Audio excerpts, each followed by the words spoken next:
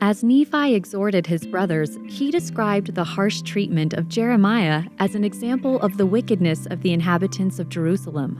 "For behold," Nephi declared, "the Spirit of the Lord ceaseth soon to strive with them.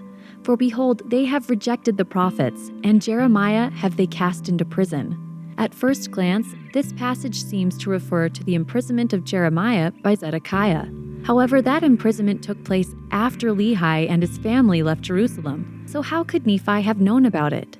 Several researchers have argued that Nephi was likely referring to an earlier incident of Jeremiah being imprisoned. Since Jeremiah was a fierce critic of the previous king of Israel, and there were other times when he was arrested, Nephi could have been referring to an earlier imprisonment that began during the last year of the reign of Jehoiakim. Actually, Jeremiah was arrested at least 3 other times. Nephi may have been referring to one of those other arrests. Another possibility is that Nephi heard of Jeremiah's imprisonment during one of his return trips to Jerusalem to retrieve the brass plates or to get Ishmael and his daughters.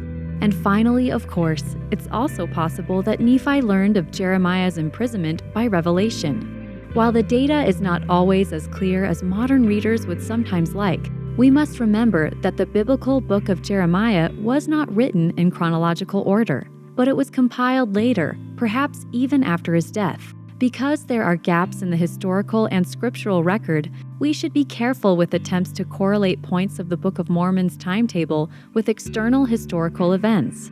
Beyond the implications this has for correlating the Book of Mormon's timeline to external events in history, analysis of this passage reveals Nephi's rhetorical strategy in attempting to persuade his brothers, while also warning us not to reject the prophets like they did with Jeremiah.